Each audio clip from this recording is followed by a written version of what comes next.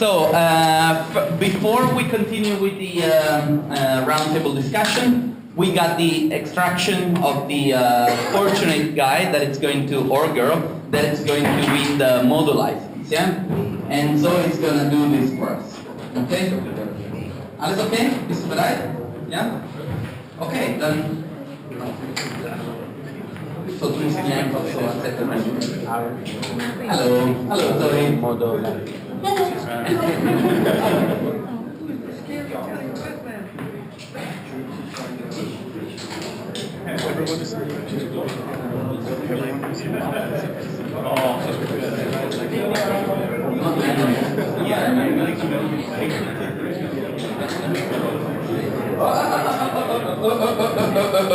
So, the lucky winner of the... Oh, she wants to do it? Lucky winner? So, the lucky winner is... Fabio Balvelli, oh my god!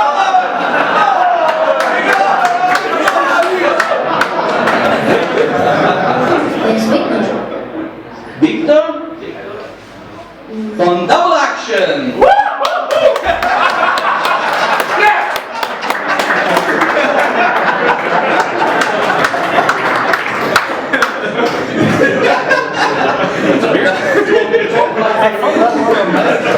That's yours. That's yours.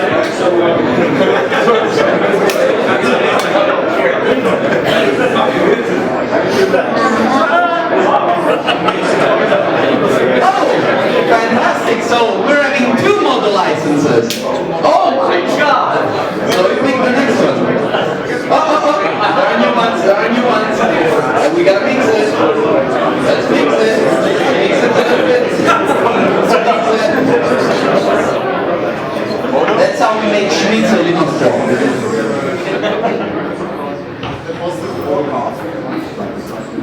I'm sorry. Come on.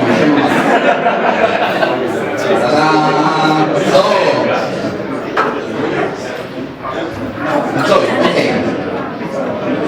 Oh, good shot. Better read something.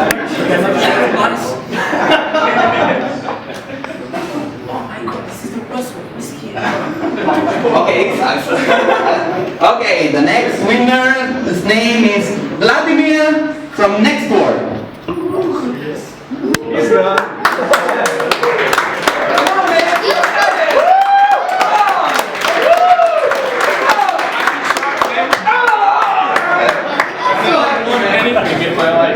Really? Okay, then give it back. Congrats. Okay, guys. So we're moving forward with the roundtable discussion. So this is going to take approximately 1 hour. I'm gonna pass the mic to you guys. Enjoy. Welcome everybody. Come on, guys. Come on.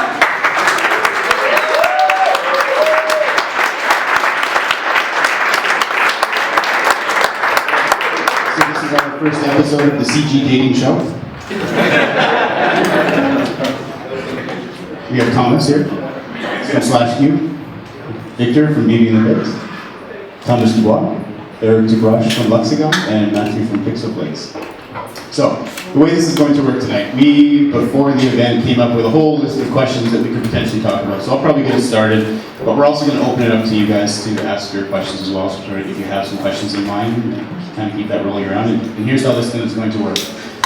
We have a nice 70-year-old bottle of whiskey here from Taiwan. It's very nice. Eric doesn't think so, but he doesn't have taste. It's a punishment. So, if you ask a question and you're so inclined, you can come up and you can grab some of this nice scotch whiskey. Alright, so we'll start with the first question because this question always comes up, but I'm going to give it a little bit of twist. Because everybody, at the end of every one of these sessions, always asks, how much do you charge? It's such a horrible question. So instead of asking, how much do you charge, we're going to ask, how do you come up with your rates? How do you determine those prices? So, who wants that? I can't feel my legs anymore because of the whiskey. Oh my god. It's bad. What is it, yeah. Or do we come up with the price? It's actually a good question. I have no idea. No, seriously. We are trying to raise them every year. That is pretty much so 1,000, 2,000 euros or something like every year. Actually, we have different prices. The rich people are paying for the poor people. So it's kind of a Robin Hood. So we steal from the rich and we give to the poor. No, I don't know. I mean, there is probably a standard price, and we say price, and it's always like, oh my god, this is damn expensive. And we say, okay, we can do 10%. And that's pretty much it. So nothing really remarkable. Although I'm charging a lot when I'm doing the images myself. Very good. Anybody else? Thomas? Thomas? First of all, I'm French. My English is so big, nice. Well, the first thing is I don't have my own visualization office, so I don't take price. I just do images because I love it. So I'm not really paid for it. My main job is architect, but I do images more and more. But price is really difficult question. I don't choose the price. I ask a person around me what's around the price you make, and I try to be in the same way. So I will ask Eric next time. Yeah. I'm sure it will be good for me. You're gonna be a millionaire then. I'm already. Yeah, I think it's a tricky one. I think price is essentially defined by the market you're in. So we're currently based in London. I'd say it's one of the more established industries. Like London is pretty strong in London at the moment. So it's essentially what you can get away with as far as your architect. The people you're working with have different brackets of what they want to work. So yes, it's defined by, I think probably all say the same thing. It's defined by the markets you're working with and who you're working with as well.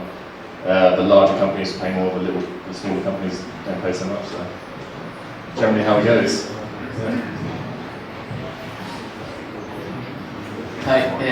Well, in our experience, it's like we try obviously to raise prices, and well, at the same time, I think like it's like depending on some projects, the clients, and if they know you and they work with you, normally they must like understand sometimes that you raise some things because they see it reasonable, because they see like the amount of work you do in the images. And it also happens to us that depends, because there are studios that that they have money, so you charge more money, and other studios that are more like humble studios, little ones, such as we are.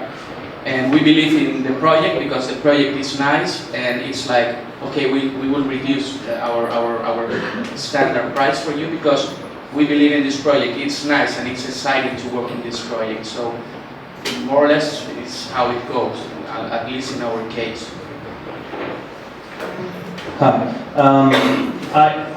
I would say that depending on, of course, apart from being good quality or medium quality or cheap in matter of being somewhere in a cheaper country and you can be competitive, I would say that I consider what we have to do in the end, in most of the cases, has to be a marketing ending product. So someone wants something that he will use it as a tool either to sell, to make more profit, to gain more out of his project with an image that he cannot provide you or he cannot make. So it's not about putting a service and saying, okay, I can be cheap because I don't need too much money. I can be cheap because I'm young and they don't believe that I can do a great job. Or I can be really expensive because I live in an expensive country. It has to be in the middle, but we have to consider that price will come up from, as I see it, from two different aspects. Like considering what you do is respectful from the client that will take it and sell it, because he will also sell it. In a way, he's not putting in his wall like, to seeing it after, you know, a tiring day, sitting on the fireplace and looking at images. He wants to make money out of what you make. So you have to be the end product. You have to realize that they count on you. They don't say it, but so eventually the price will have to be, in a way, understand as not, you know, 10 hours, 20 hours. I worked 5 days. I have to take money from it. You have to take care of what you do being a product, not 10 hours in an image or 5 years into deep experience with technical stuff. So it's, for me, it's marketing. So the price has to be respected, and you know, if you find a client that respects it and he gives the money, it means that he understands that he also makes like a lot more than you take. So it's not so difficult, I think. Okay. Is there anybody who has a question of their own right now? Go ahead. Okay, so you guys don't really want to say numbers, okay? But let's try this. I read like last week on LinkedIn, someone writing that in London prices all go from 3,000 to 10,000 euro per image.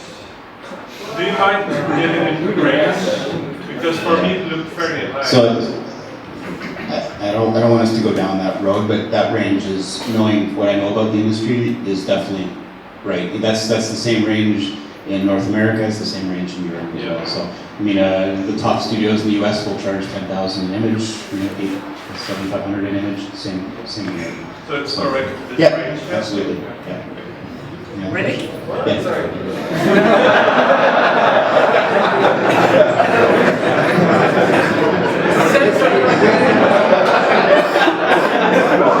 Damn it!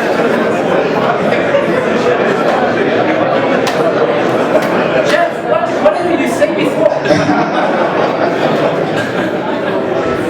Come get your prize.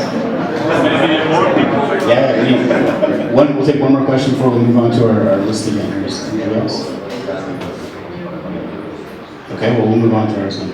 So, talking a little bit pricing, a lot of you guys have been in the industry for a while. When you were first starting and kind of, you know, into the years of growing your companies, how did you evolve from being a company where price is an issue, where now you're strictly selling on the quality and caliber of the work you do? How do you make that transition, and how do you market yourselves so that price isn't the issue? Some other stuff. I'm trying to recover from this. Be closed and they don't actually open too much.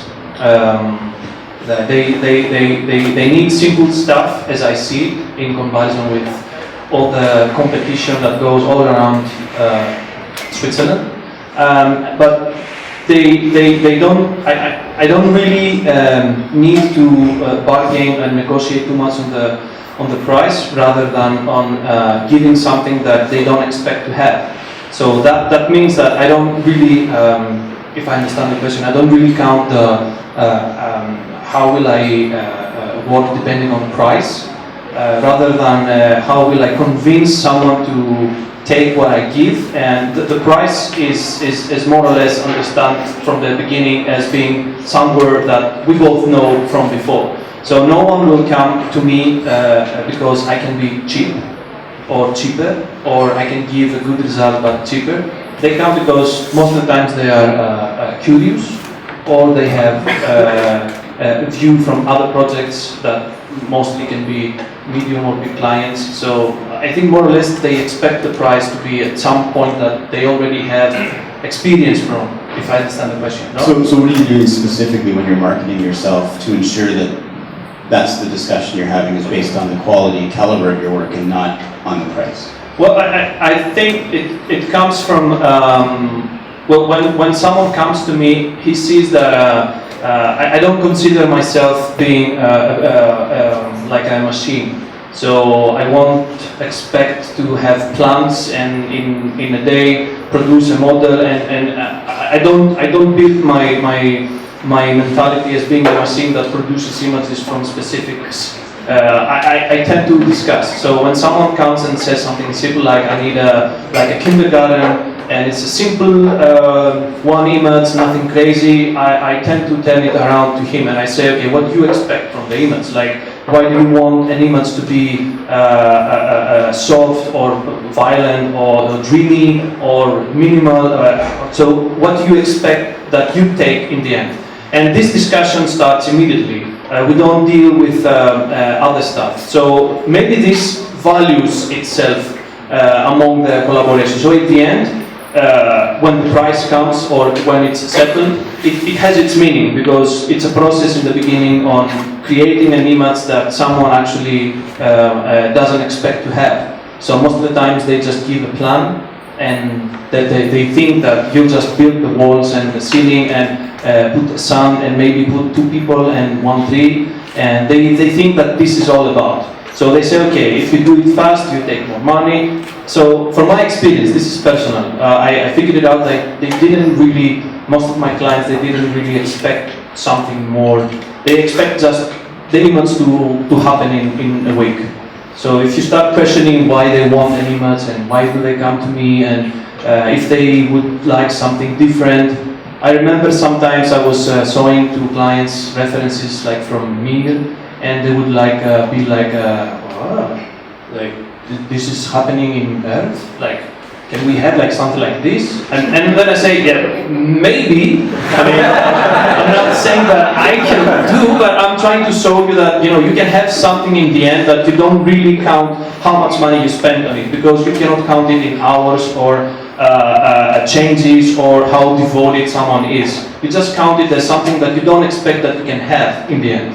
Because this is how I figured it out. I mean, I don't know the others, maybe they have different... Matthew, what do you think? So yeah, when we first started, it was just me and Mark, who's the other partner of the company. So it started off just us two trying to get work in London. And being such a saturated market, it was so tough. Lots of calls, lots of PDFs being flying around and that kind of thing.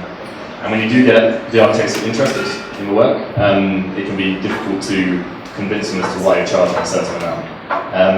So at first it was quite difficult to justify the price, and we were a lot lower than when we first started compared to now.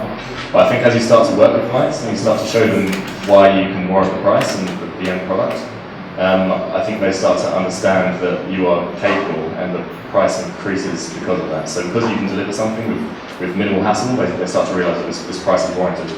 And as the company grows and we're at 8 artists now, we rarely have issues with money anymore. We sort of say our price and it's just yes, let's go kind of thing. It's because they realise the output and the quality that we're able to produce.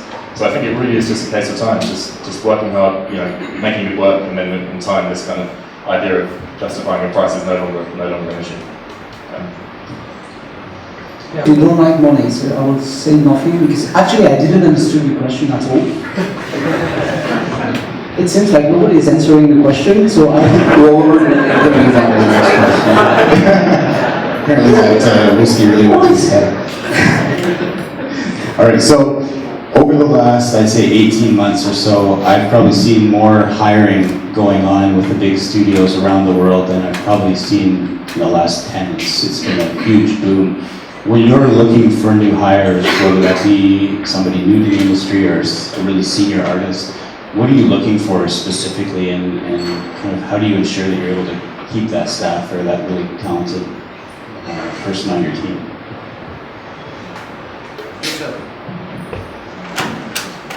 Can you repeat the question? Are we on the same question or Yeah, not? no, it's a different question. Okay, perfect. So, because there's been so much hiring going on, what are you looking for when you're looking for a new person to add to your team? Okay. Well, in our case, it's like you look for, obviously, all the people look for something special, no? But I think it's really important that you, as a studio or whatever, think about what makes you special or what makes you different in some way with the other guys, which at least is what makes you in a certain way unique. So in our case, it's like focus in that way. I mean, it's like how would I explain? It's like we don't look for maybe you're going to hate me, but CG guys is what I call, which is it's the guy that that had the scene and then put, I'm going to put this motion block or this thing here, put that like here, like here, and then push the button and let's see what happens, no? I mean, we don't believe in Beauty and the Beast, we don't believe in that kind of, that pipeline for doing images, I mean, because that's not what they do. So obviously, the people that should come to work with us, I know they should be aware of that. It's like searching other completely different thing, and it's like something about storytelling, or something about composition, something about color, contrast, whatever. No? So, and it's not easy to find, or at least we are based in Madrid, Spain, and it's not so easy to find the right guy, girl, you know, to do the job, because it's not easy to find. We're still looking for. I mean, we're hiring, by the way, so anybody who is interested.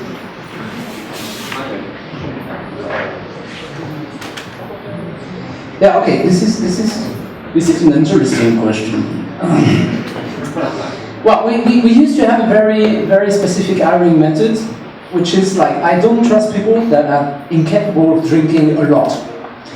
So the way we are doing, and seriously, it's true. So the way we are hiring people is generally, I take the guy or the girl with me, and we drink for the whole night, and until we are on the knees and everything. I went with, you know, the Latin sentence, like, in vino veritas. And it turns out that this is the most important thing, is that you can't trust someone that is not drinking or smoking. We are only hiring people that are smoking and drinking. And I used to force people to break a guitar against the wall. I had guitars at the office, and it was like, take it, break it against the wall. Can't do that. Do it, because it's serious. You won't be hired if not. It's true, actually. This is true.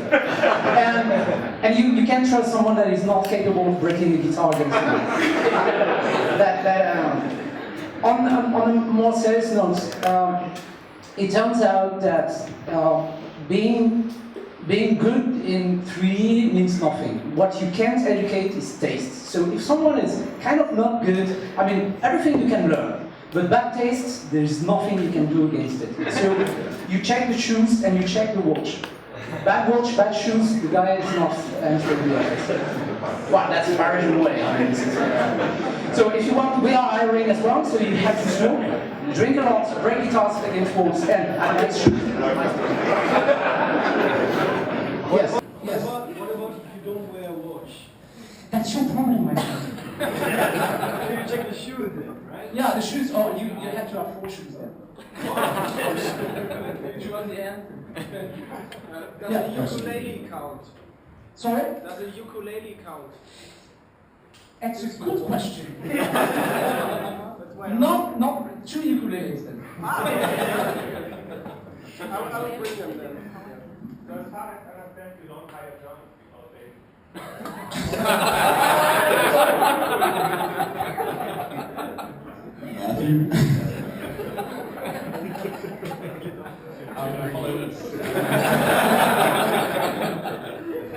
I think Eric's right.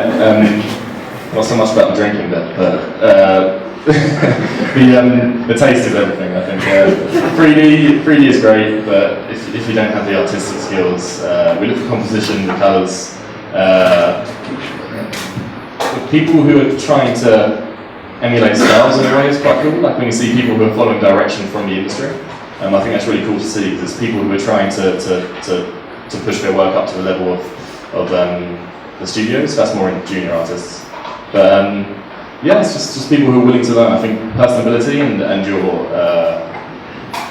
your personality is just as important as your work as well.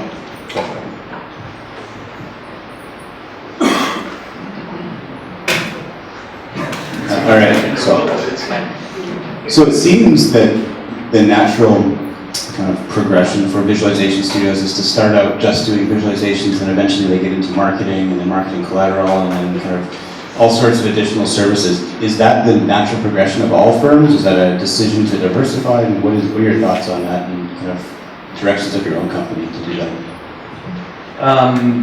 I would say, I mean, depending on, I consider myself being really, really small. Like, I can fit inside a luggage, so it's really small. The range that you can change how you evolve your kind of work depends, I think, on you. So if you don't want to get involved into something that is more, I would say, fixed to specifics, like let's say real estate, and you start doing stuff for big agencies and you continue doing it for a long time, and you stack up with it in a way, even if you can be creative, because if you're not too big like Screen Opera or Dubois, you cannot have like a green screen and big rigs that you can convince the client that you can do even more. So I think it starts from your personality. Like if you want to stay into a smaller range of abilities that are only dependent on you, like being a good artist and having good taste and doing still images, I think, like personally me, I can do it for all of my life. I don't have to evolve into animation and real-time engines and being able to show my work in iPads and show the client. If the client comes to me and says, I need 100 images for a new hotel and I saw one interior that you did, can you make one, like 100 more of these in 2 months? I have to reconsider, of course. But at the end, I'll still start pushing the client into a direction that I feel more comfortable. So I would say, okay, you need some real agency stills. How about not having real agency stills and doing something different? So the change, I think, depends on how you want to take your company. You don't have to follow up. There are bigger companies every time, always above you, that can take it and do it even better, and we're talking about millions, so you cannot be easily competitive if you cannot do the job as they want it, because then you have competition like Screen Opera and Dubois, and you cannot say I can do it, because it's hardware and it's technical. But a good image, if you only produce it, then you can stay with it. People will always like a good image. They won't change you if you don't want to change. Victor, what do you think? I honestly think that marketing is kind of sucks. I mean, no, I mean we don't like it. It's like we don't do this kind of jobs. Sometimes we've done in the past, and another times because it's just like a compromise with a client. We have a good relation, but it's like a boomerang. It's like in the end you pick that thing, and it's like. Oh, I told you we didn't have to pick this job because it's boring. I mean, in the end, what you have to do is do something that turns you on. You know, it's like for me, it turns me on like doing competitions or something that is more like a creative kind of story, or telling a story with your image. And okay, I know there's a lot of profit in that. There's a lot of really good established companies that has a lot of employees, a lot of dollars or euros or whatever, and they took a lot of profit of that. But in our case, it's like for the moment, I prefer to if I have to make some experimentation or investigation, it would be in other things that equally turns us on. It's like we are doing some kind of animations. Let's do something different with a proper seal that it's us and not other company. So for me, that is really, really important. And yeah, marketing sucks for me. It's like I don't enjoy doing that kind of stuff because it's more related to that render guy that I told previously. No, you have to speak at some point. I'm going to actually question well, we'll come back to this question in a second as we go down the line, but specifically the question for Thomas a little bit on the creative side. Because everybody here, I think, is fairly high on their game, what is important when you're creating an image for a client? What's the most important, creatively, part of that process? I'm really new in that, how can I say, funny game.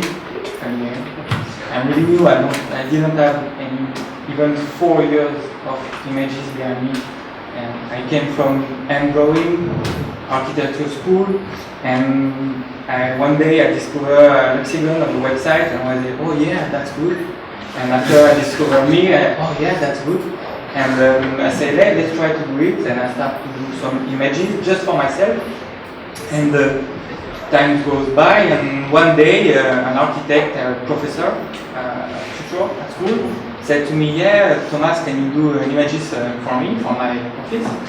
That was the first time I did an architecture visualization image. And the first thing I asked him is, can I do what I want? I mean, can I be free to do images?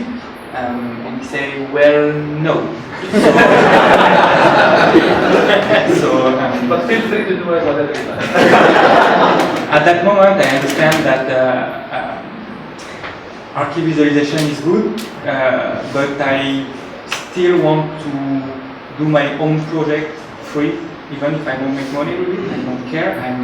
I make money with other things. So sometimes I make images for visualization companies, for friends, and when I do my own images for an architect, I do a lot of sketches, watercolor thing, and I try to communicate with that thing. And I early start to understand what it can be to have my own office, what it can involve for me. So yeah, I try to be creative, but I try to. I do images because one day I want to make Christopher Nolan, maybe. That's my dream. So Eric, I know you don't generally allow your clients to have any input. How do you define your creative process, Eric? What? What was the question again?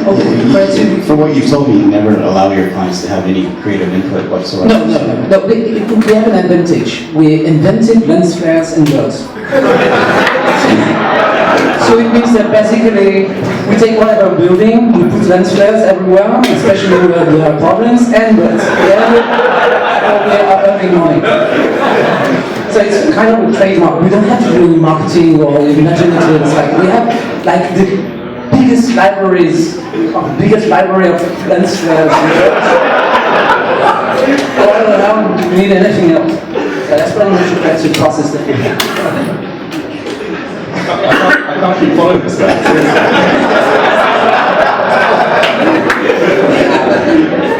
Give me the question, Jeff.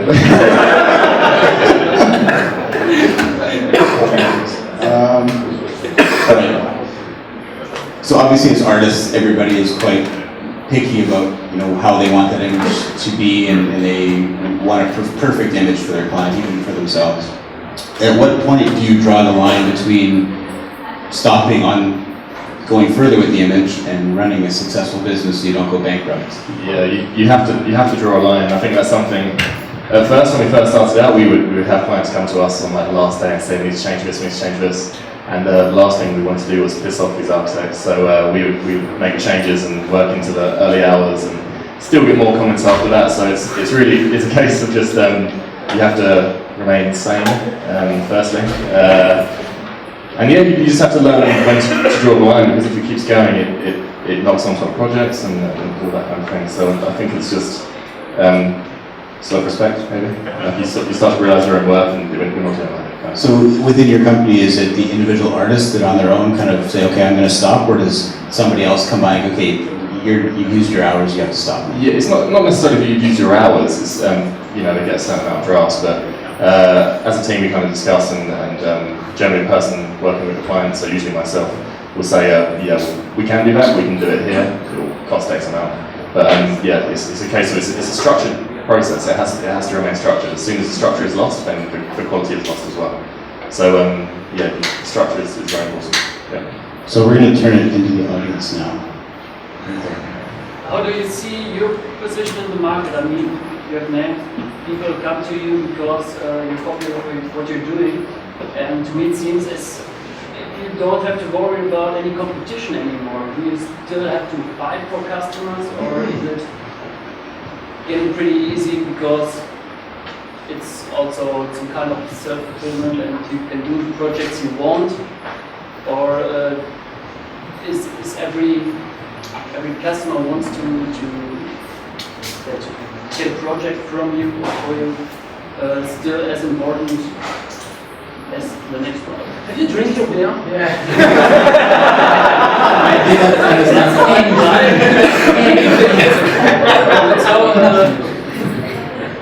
So bad. So what was the question? Compared to small companies, do you still have to fight for your customers? No. We invented birds and lens flares. So no, as people want birds and lens flares. That's very much it. So no, but you other guys, you have problems. Well, I think it's like some kind of snowball effect. I mean, it's like you start to do your work normally or regularly good. So the thing is like, it's something like for making a comparison with a band, rock band or whatever. It's like the Stooges or Wilco or whatever. When they started the first gigs, nobody. And once they started to have a little bit more recognition or cachet or how you want to say, it's like obviously more people they get involved to, or you have more attention on what you do. So I think it's like kind of a natural side effect. It's like you do something that it's nice, it's exposed, more people get attention. And you know, architects are like, we are like, I believe we're like, with which people you do these kind of things. It's like we're always investigating and eventually it comes to you. So, I mean, but it happens a lot of times that it's like people come to us and supposedly we have like a seal or kind of way of doing things. And when you start the process, it's like they start asking things that are completely opposite to what we do. And it's like, why did you hire that? So it's kind of, I guess some other people here would share the same thing or something similar. Well, I have a good example for my personal experience that can somehow put it in place. I did a first project I worked with Zaha did was 3 years ago, and at that time I was moving out from the place I was, and I had to stay for 1 month with my girlfriend. So we shared the same room, and in the same time I had this project, and I had to rely on a small desk of my girlfriend, really like 50 centimeters deep, and I had the boxes all around. And it was Sunday, it was 10 o'clock I think, and I was wearing my boxes and like a tiny shirt, and my girlfriend was eating dinner on the table, and she turns around at the point I was doing some corrections and they were waiting for replies, and it was Sunday again, I say, it's 10 o'clock, so they're sending emails and I'm setting the previews, and I have 2 computers. One was rendering via TeamViewer with another computer I had in another place, and I had a friend of mine rendering something else because I had to do 7 images in 8 days while moving, and maybe 10 corrections for each image at the end. And what she turns and says, I don't believe that you actually work like that with Zaha. Like, people won't ever believe it. And the truth is that you don't actually sit and work is coming because you are something. I don't think, I'm doing a job, so I try to keep a reasonable day, hour working, not so healthy environment, but as much as I can withstand. I'll stop when I'm totally white and I'll say that I cannot take anymore. But you have to fight, like, it's not a fight actually, it's a wrong verb. You don't fight, you just do what you like, and you expect that you will find reasonable people that will find out that you do something that they actually want to maybe try it. Because they think like, you know, maybe we do something wrong. We cannot sell what we do because maybe the image is not good. So maybe this guy knows something more, so let's try him. So it's not a fight actually. It's not competition. If we think that we are all doing some kind of 3D, it's already too much competition. Someone will say, and it's only one room in Vienna, and it's the whole world from everywhere. So it's not that job will end up and nobody will have job because everybody will do 3D in 10 years because that's how it will be done. So it's not a fight. It's actually doing what you do without thinking that you have competition. Because always people will come to you because they're curious. That's why we do what we do, because we have curiosity, like how much we will earn from something.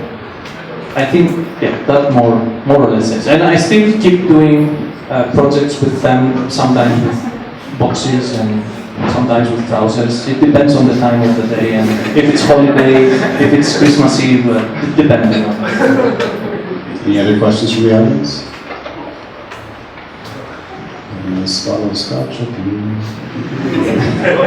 You have to take your scotch. You make the question. He got one. Ah, okay. Fast.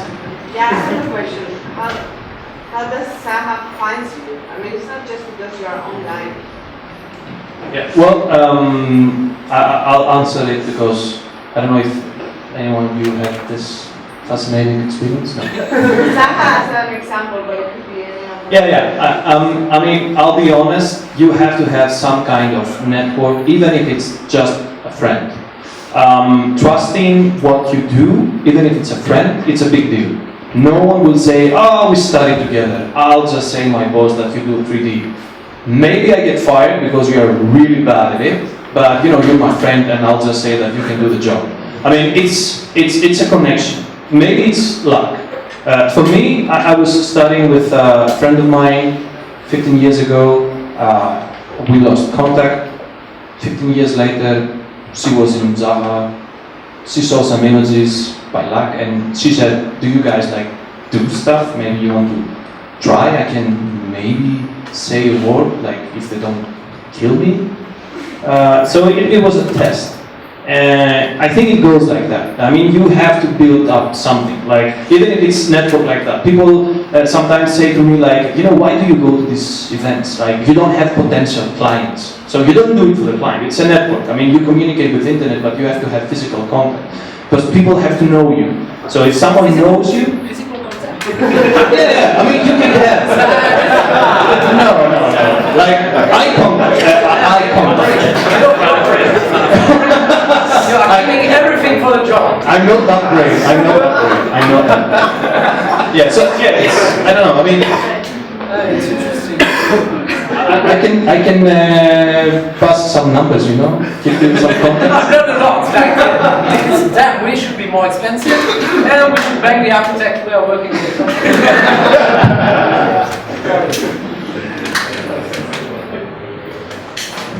No, oh, yeah. All right, yeah, we're done with questions. Let's look into the future a little bit here. What does this industry look like 5, 10 years, 15 years from now? Does rendering become not a thing and now we're virtual photographers? Does technology play any point in what we're doing? Does the composition of what the industry looks like change? What are your opinions on it? It's a pretty gigantic question, isn't it? Victor said something earlier. He said, I don't even know what's going to happen next week, let alone 10 years from now. So I think that pretty much sums it up. Yeah, it's hard to say. VR and all this kind of thing is definitely going to play a big part, I'm sure.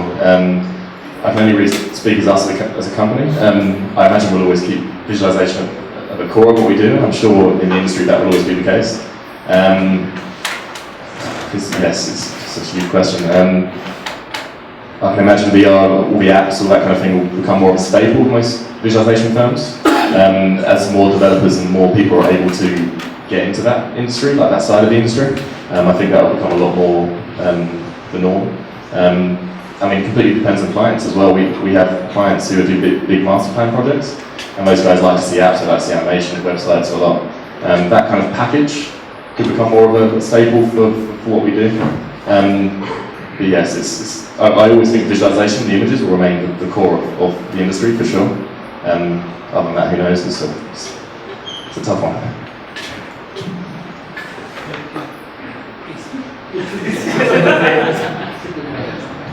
Okay, I have no idea. Well, I started in the good old days when visualization was not even existing. I mean, as a job. Actually, it's a subculture. Visualization is nothing. I mean, compared to architecture. But what is nice is that because of visualization, architects tend to do more and more buildings that are looking like cakes, and this is good. We need that. It's fantastic because the intelligence has been replaced by the computer. So now they are generating buildings and then we are rendering them. Well, me with frog and us with birds and lensflares.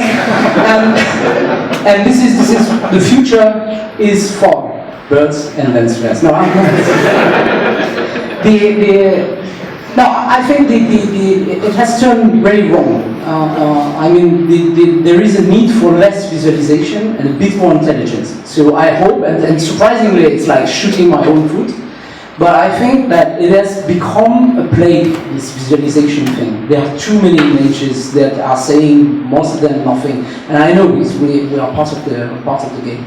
I hope that it will go back to what it was at the very beginning, which is intelligence.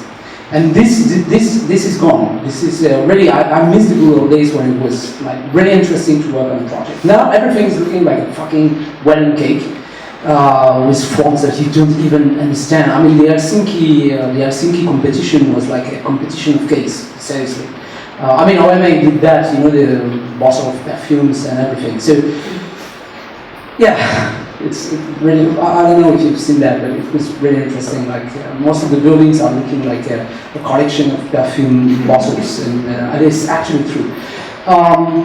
Now there is the technique will make it a bit. I mean, there are two. I'm being serious for once. This is not happening very often. This is my moment of clarity. Yeah, you're right. The point is that it is a bunch of lies. The visualization is a process of lying massively in a way that people will get interested into intelligence. It has kind of turned a little into a competition of rendering, and this is what it is now. I mean, I'm kidding a bit with the lens flares and the birds, but it's actually true. I think that it will evolve into a system that is more intelligent.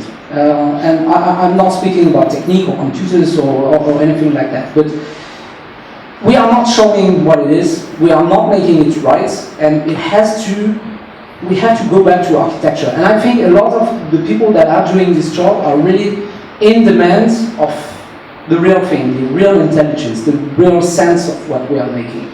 For the moment, it's kind of easy to take a model and put it in a software and have a nice result, because you know that you will elude everything that is around the project itself. I mean, it's all good-looking girls, it's all white people, it's all, you know, there is a truth that is missing. I mean, this is a fight that I had for a long time. Like, what is a realistic image? A realistic image is a political realistic image. There is a policy, there is a real sense, and we, because we have the power of drawing, can do that. So I think it will become more cautious, more reasonable, and we are slowly leaving the cake period. And I hope it will be the case. In my opinion, this is what we have to do, because we have a little, even if it's a subculture, I mean, what we are doing is not really important. Basically, it's a job. I mean, we are not going to change the world. But we can re-enter, it really matter. Let's go back to where it was at the beginning, which is intelligence. Damn it, I love when I'm like that.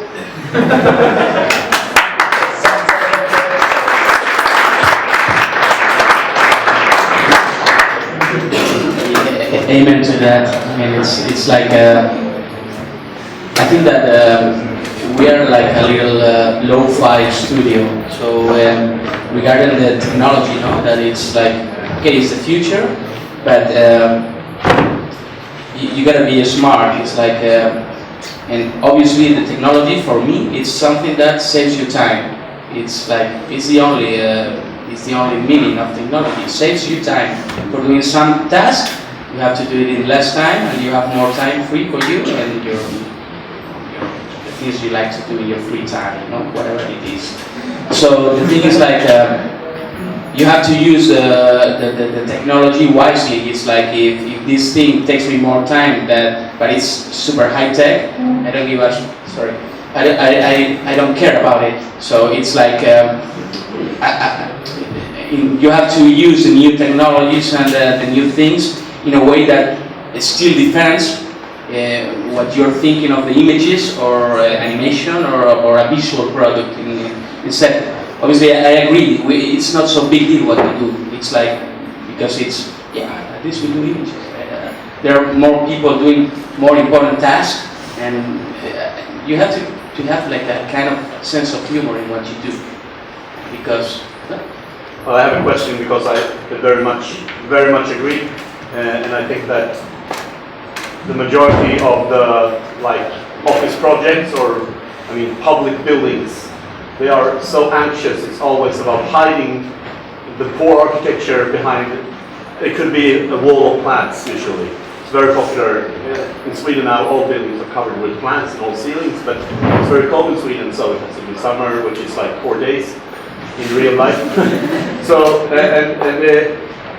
sometimes they are putting all the trust in the illustrator, whatever you want to call yourself.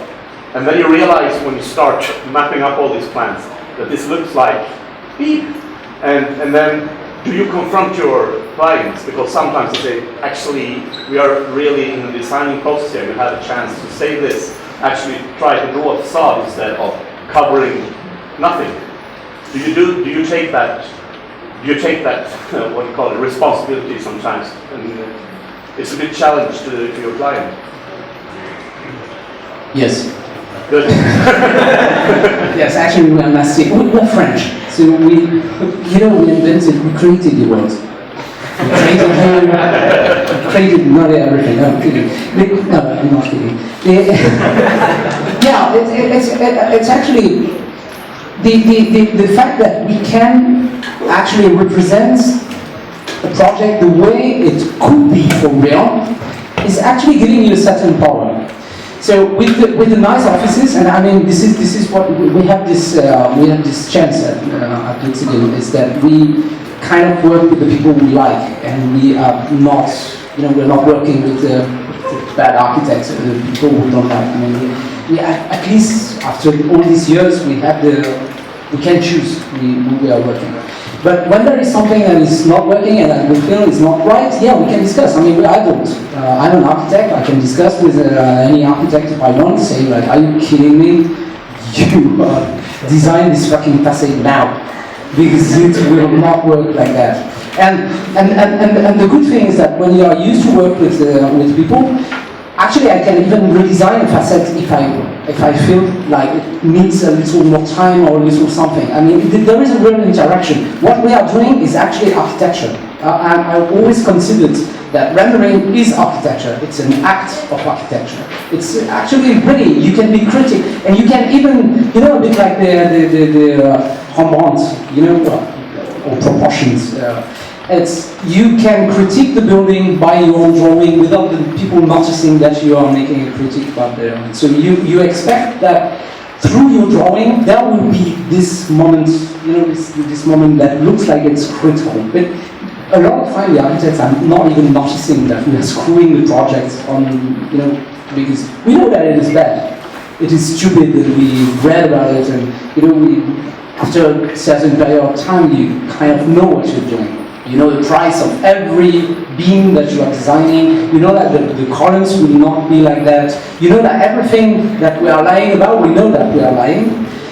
With the good architects, you can seriously discuss about that. And it is, let's say they have something in mind. We represent what they have in mind, and then we can discuss. And the very good projects are really based on this interaction in between the architect and what we are doing, because we are here to help. And if we don't believe it will work, we can discuss that as adults. Sometimes it doesn't go very far, it's not really the point, but we can do it. And we are doing it very often. It's for me again, or? I think something to keep in mind as well is when you do these images for architects, it's not your working for the architect, it's very much collaboration.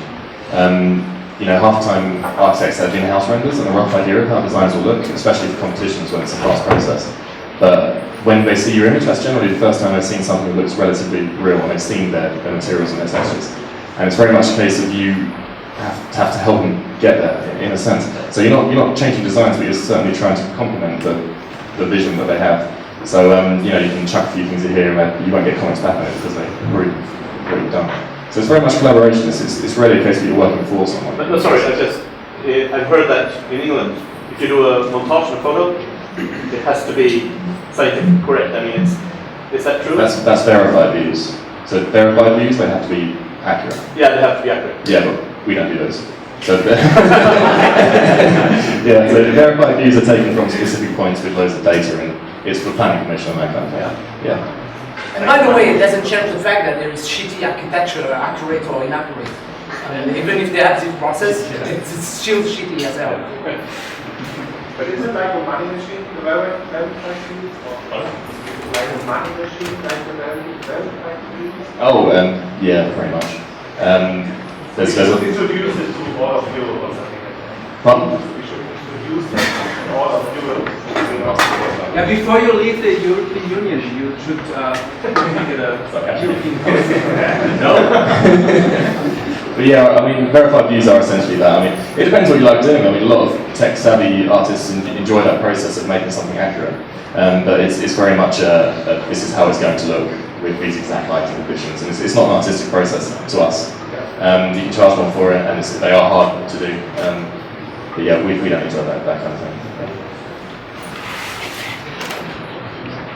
Just for 1 second, Jason, we have about 5 minutes. Yeah. Okay.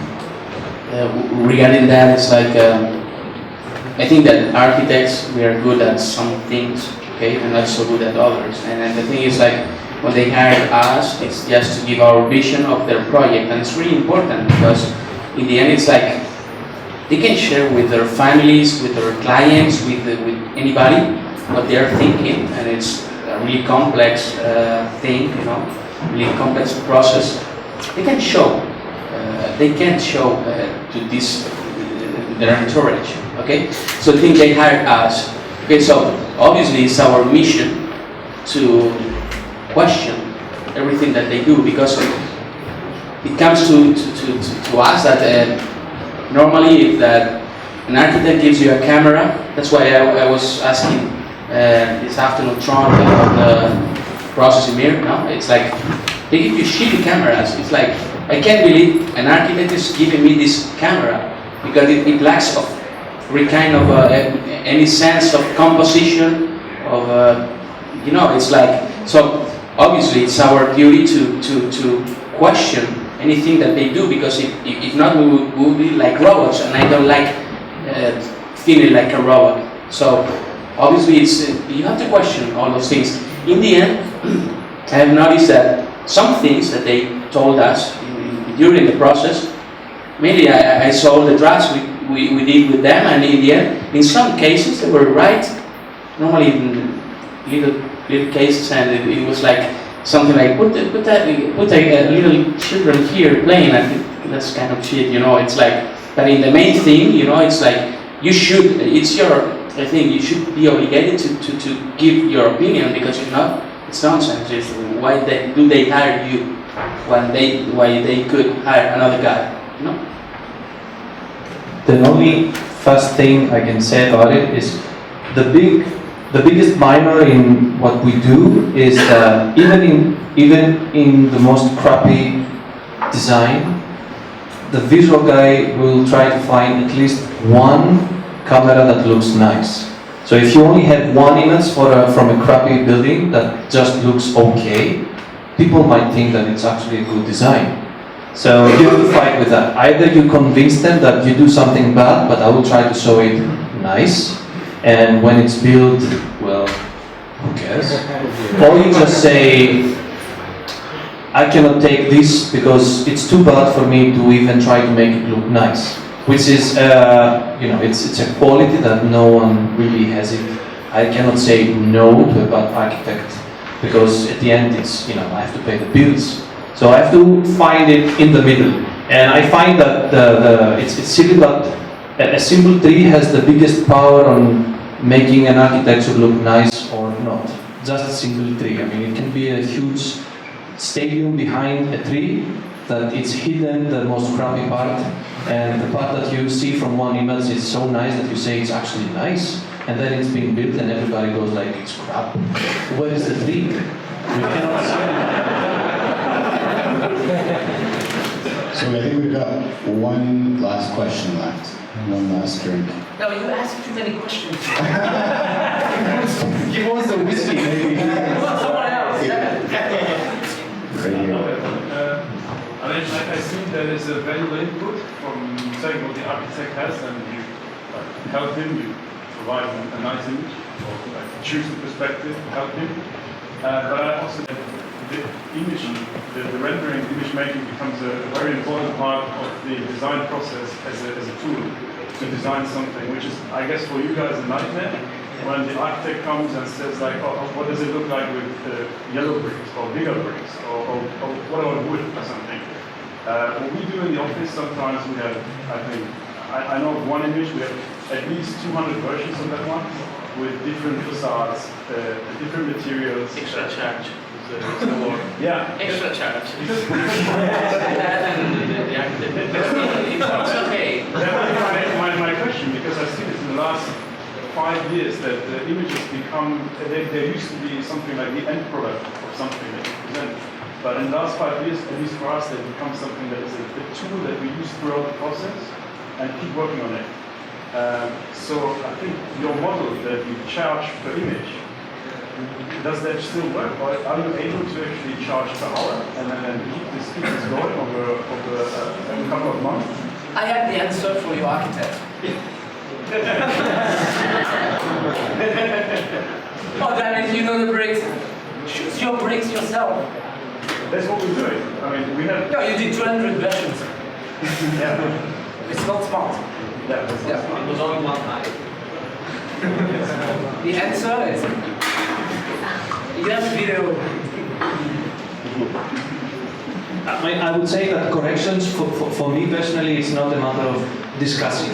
You don't make corrections because you want to discuss things. It has to be resolved in a way, because it's your job to resolve it and it's my job to solve it. So for me, corrections and changes, it's a decision making. So you make a decision and say, I need red bricks, or I need one more tower, or I need to go 10 meters back. It's not my tool of communicating with you. I don't change so that we speak. It's not a matter of language. The changes and the workflow that I become an employee of your company because I just can do it fast. It's for me, it's a decision. That's why sometimes I say you have two possibilities to make two decisions, because it has to be finished what you are giving me, because I'm not in the middle of the process. I don't have to be. That's the thing. If you follow onto that process, then you become a lousy architect, because a lousy architect with 3D capabilities, you just change in bricks, but that's not the case. I think you have to take decisions. So changes are decisions, it's not communicate. That's the long version of this. A little bit more general. Yeah. Fabio wants ribs. Fabio, hold up your sign. Ribs. So, on that note, we will end the panel. I want to thank everybody for participating tonight. A huge round of applause for our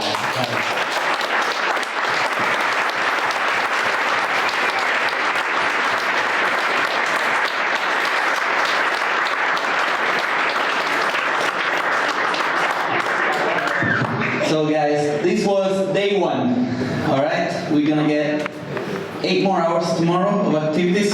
So we are going to be here a little bit longer. We're gonna drink our beer. There is more outside, of course. And then we're gonna move on to the Brandauer restaurant.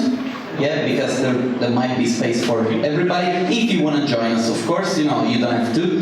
But I'm gonna show you where that is. I mean, come and talk to me. It's a place really on the main road, which is the parallel to this street over here, and it's on top of a shopping mall called Gendros.